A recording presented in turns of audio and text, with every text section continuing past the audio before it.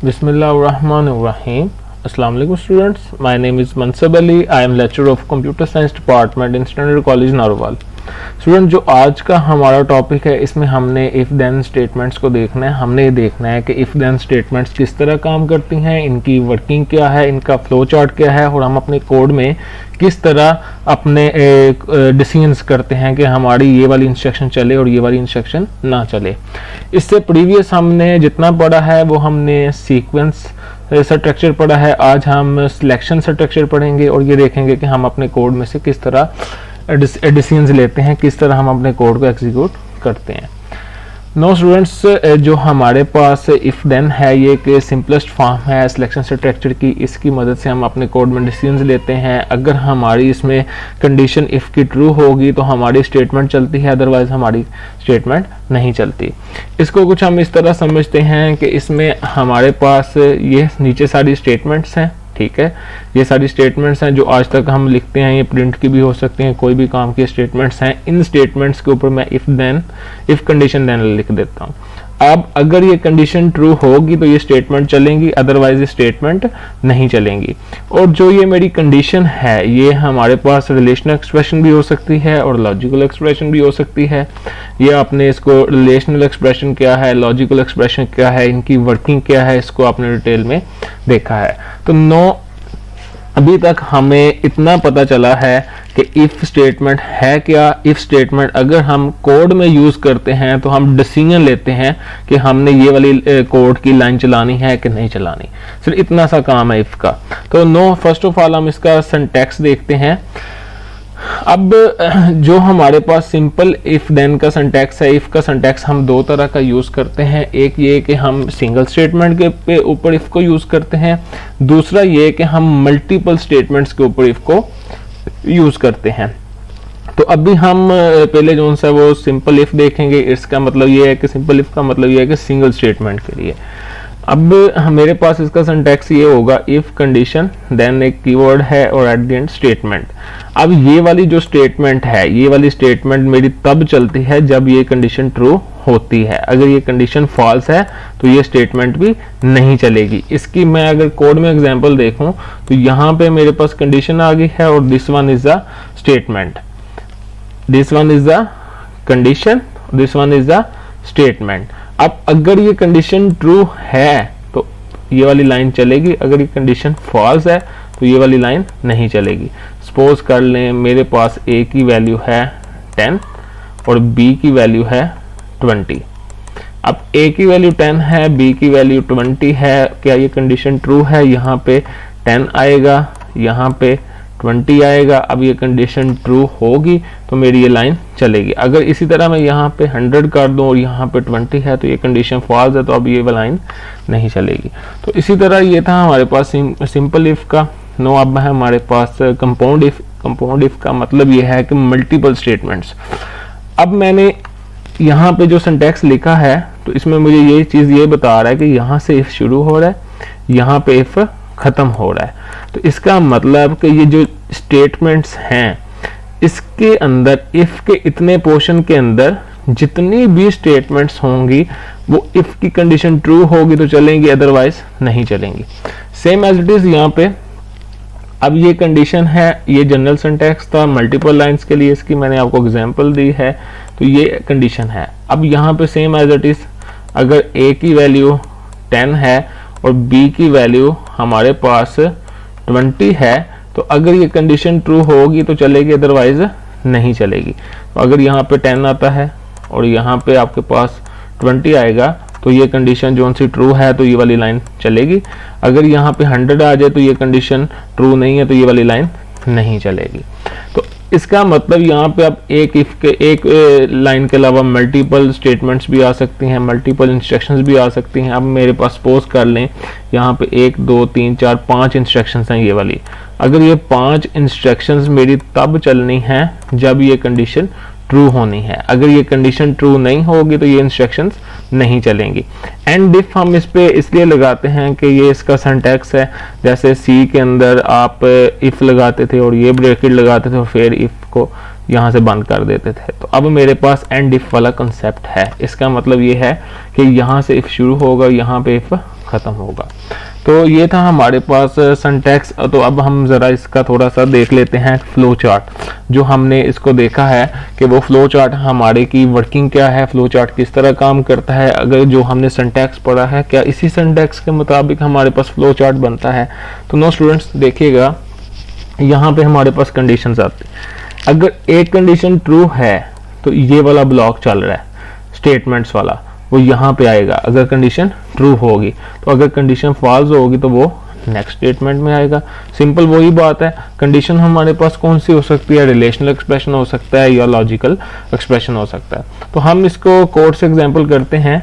तो ये वाली कंडीशन है, तो ये वाली कंडीशन हमारे पास यहाँ पे डायमंड शेप में होगी। जब भी हम फ्लो चार्ट बनाएंगे कंडीशन हमारे पास जो है वो डायमंड शेप के अंदर आएगी। अब ये कंडीशन यहाँ पे आएगी, अगर ये कंडीशन ट्रू है तो ये वाली लाइन चलेगी और ये वाली स्टेटमेंट हमारे पास यहाँ पे आएंगी। इस स्टेटमेंट में हमारे पास इफ के अकॉर्डिंग स्टेटमेंट है कि कंडीशन ट्रू थी तो वो बॉडी के अंदर आ रहा था और स्टेटमेंट को चला रहा था। और जो हमारे पास नेक्स्ट स्टेटमेंट है वो यहाँ पे एंड इफ से आगे होंगी। तो ये स्टेटमेंट तब चलेंगी अगर इफ एग्जीक्यूट होता है या नहीं होता उसके बाद।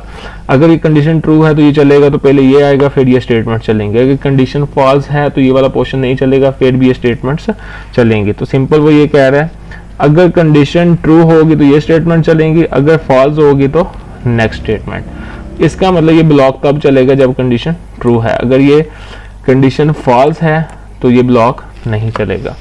तो अब हम थोड़ी सी इसके एग्जांपल कर लेते हैं कि हमारी बुक के ऊपर वीबी के ऊपर एक प्रोग्राम है इसी टॉपिक रिलेटेड सैम.1। इसको हम देखते हैं। इस चीज़ का तो हमें आइडिया है कि ये हम इससे प्रीवियस लेक्चर्स में हमने डिस्कस किया है कि जब भी हमने कोड लिखना है तो हमने एक प्रोसीजर बनाना है। प्रोसीजर की यहाँ पे टाइप प्राइवेट भी हो सकती है, पब्लिक भी हो सकती है, ये आपके ऊपर डिपेंडेंट है। और यहाँ कमांड 1 क्लिक और एंड सब। अब जितना भी हमने कोड लिखना है, अगर हम बिल्ट-इन फंक्शन यूज़ कर रहे हैं तो हम फंक्शंस नहीं बना रहे, तो हमने इसके अंदर ही लिखना है। इस कोड में मैंने क्या किया, dim n as a integer. तो इसका मतलब ये है कि मेरे पास रैम के अंदर एक ब्लॉक बनेगा जिसका नाम n होगा, जो इंटीजर टाइप का होगा और ये 2 बाइट को अपने अंदर स्टोर करेगा। मतलब इसके अंदर 2 बाइट है, टोटल हमारे पास 16 बिट्स हैं। n is equal to text1.text। इसका मतलब ये है कि हमारे जब ये प्रोग्राम एग्जीक्यूट होगा तो हमारे पास एक बॉक्स बनाएगा और वो हमें ये कहेगा यहाँ पे आप वैल्यू को एंटर करो, और हम अपनी मर्जी से वैल्यू को इस बॉक्स के अंदर एंटर करेंगे। और ये हमारा एज इट इज़ इनपुट के लिए काम करेगा कि अगर हम n की वैल्यू फिक्स नहीं करना चाहते और हम n की वैल्यू यूज़र से लेना चाहते हैं। अब सपोज यहाँ पे मैंने n की वैल्यू ले ली है 4 ले लिया, मैंने यहाँ पे n की वैल्यू 4 ले ली है। आप पे डिपेंडेंट, आप चाहे 400 ले लें। जब मैं n की वैल्यू यहाँ पे 4 एंटर करूँगा, 4 मैं यहाँ पे एंटर करूँगा और ये मेरी मेमोरी में यहाँ पे जाके 4 सेव हो जाएगा। सपोज अब n की वैल्यू हमारे पास है 4। अब इसके बाद मेरे पास आ गया सिलेक्शन स्ट्रक्चर। यहाँ पे मेरे पास इफ की कंडीशंस हैं। अगर n mod 2 इक्वल टू 0 आता है तो ये स्टेटमेंट प्रिंट करवा दो। उसके बाद फिर दोबारा इफ है, अगर इसके 1 के इक्वल आता तो ये स्टेटमेंट प्रिंट करवा लो। तो हम यहाँ पे एक n mod 2 लेते हैं।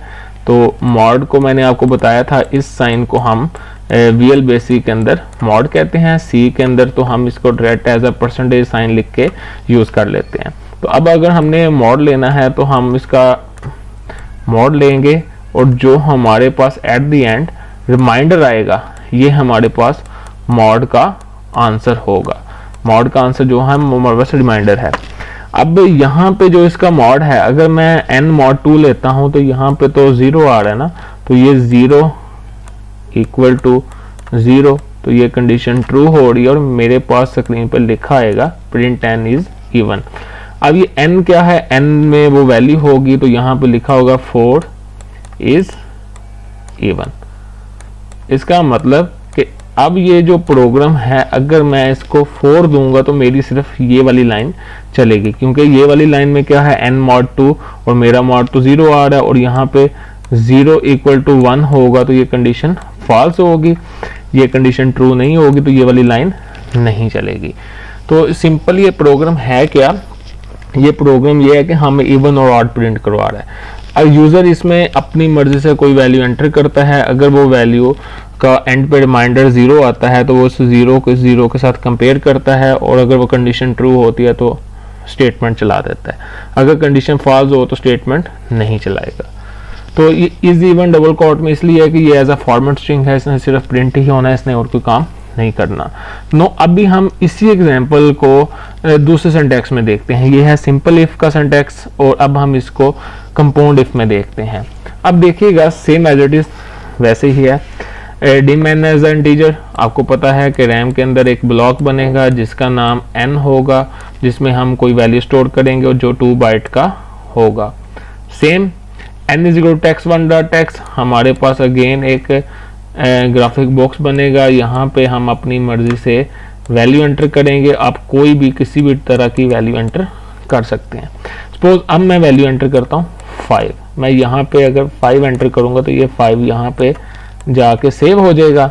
इसका मतलब अब मेरे पास जो n की वैल्यू है वो है 5। उसके बाद इस कोड में ये है कि मेरा ये इफ यहाँ से शुरू हो रहा है और यहाँ पे खत्म हो रहा है, और ये इफ यहाँ से शुरू हो रहा है, ये यहाँ पे खत्म हो रहा है। इसका मतलब इतनी बॉडी जोन सी है वो इस इफ की है, और इतनी बॉडी जोन सी ये स्टेटमेंट दूसरी इफ की है। ये स्टेटमेंट तब चलेगी अगर ये कंडीशन ट्रू है, अगर ये कंडीशन फॉल्स है तो ये स्टेटमेंट नहीं चलेगी। ये स्टेटमेंट तब चलेगी अगर ये कंडीशन ट्रू है, अगर ये कंडीशन फॉल्स है तो ये स्टेटमेंट नहीं चलेगी। और एंड इफ इसका स्कोप और एंड सब इस प्रोसीजर के लिए हमने यूज किया है।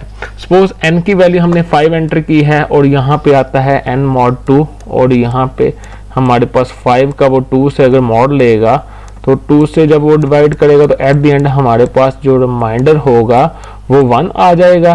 और यहाँ पे क्या है, n mod 2 इक्वल टू 0 और 1 इज इक्वल टू 0 आएगा, तो ये कंडीशन तो फॉल्स है, इसका मतलब ये पोर्शन नहीं चलेगा। यहाँ पे आएगा n mod 2, और n का जो 2 के साथ मॉड लेगा तो हमारे पास 1 आ रहा है, और ये मॉड का आंसर 1 है और इक्वल टू 1 है, और ये कंडीशन ट्रू है तो अब ये ब्लॉक चलेगा। अब हमारी स्क्रीन पे यहाँ पे लिखा जाएगा प्रिंट n में 5 है, 5 को उसने प्रिंट करवाया और 5 इज ऑड। तो इट्स का मतलब ये सिंपल प्रोग्राम है जो हमारे इवन ऑड को प्रिंट करवा रहा है। इसमें सिर्फ डिफरेंस ये है कि वो वाला सिंगल लाइन के लिए था और ये वाला मल्टीपल लाइंस के लिए है, कि हम इसमें मल्टीपल लाइंस के लिए सेम कंसेप्ट को यूज़ कर रहे हैं। तो इसी तरह अगर हम n की वैल्यू दोबारा से 6 लेते हैं तो अब इस यहाँ पे आके हमारे पास n की वैल्यू 6 स्टोर होगी। यहाँ पे भी हम 6 एंटर करेंगे और ये 6 रैम में जाके जो n का ब्लॉक था उसमें स्टोर हो जाएगा। यहाँ पे n mod 2 है और अब 6 का वो मॉड लेगा 2 से, और 2 का जब वो मॉड लेगा तो एट एंड हमारे पास जो इसका आंसर है वो 0 आ जाएगा। तो अब ये वाली कंडीशन ट्रू होगी, ये वाली कंडीशन ट्रू नहीं होगी। ये कंडीशन ट्रू होगी, स्क्रीन पर लिखा आएगा 6 इज द इवन, और ये वाली कंडीशन का जब वो मॉड लेगा तो यहाँ पे 0 इक्वल टू 1 होगा, और ये कंडीशन जो सी वो ट्रू नहीं होगी तो ये वाला पोर्शन नहीं चलेगा। तो ये सिंपल था हमारे पास प्रोग्राम 7.1, आपकी बुक पे भी होगा। अब आपने स्टूडेंट्स काम ये करना है कि कल हम इंशाल्लाह इससे अगले जो प्रोग्राम्स हैं उनको डिस्कस करेंगे, साथ हम इसकी इफ की लिमिटेशंस वगैरह को देखेंगे। अब आपने स्टूडेंट्स काम ये करना है कि इस इफ के अकॉर्डिंग आपकी IT VL बेसिक की बुक के ऊपर जितने भी कोड्स हैं आपने इसको देखना है, इसको करना है। अगर आपको किसी कोड में कोई कंफ्यूजन आएगी तो आपने एट द एंड उस पे गूगल क्लासरूम पे क्वेश्चन कर देना है, तो मैं वहाँ पे आपको इसका आंसर भी कर दूंगा, और मैं कोशिश करूंगा कि नेक्स्ट लेक्चर में आपके क्वेश्चंस के आंसर हों। तो वो तब ही होंगे जब आप उसमें क्वेश्चंस करेंगे। अगर आप क्वेश्चंस नहीं करेंगे तो आपके आंसर नहीं होंगे। तो ओके स्टूडेंट्स, ये हमारा आज का टॉपिक था। आई होप कि आपको अंडरस्टैंड हो गया होगा। तो हम अभी कल इंशाल्लाह लिमिटेशंस ऑफ इफ और कोड को स्टार्ट करेंगे, और इसमें कोड को स्टार्ट करने के लिए बेहतर ये है कि आप उसको करके आएँ, आप उसकी पे प्रैक्टिस करें। अगर प्रैक्टिस नहीं करेंगे तो ये आपको इतना अच्छे तरीके से नहीं आएगा, आ जाएगा लेकिन अच्छे तरीके से नहीं आएगा। ओके स्टूडेंट्स, अल्लाह हाफिज़।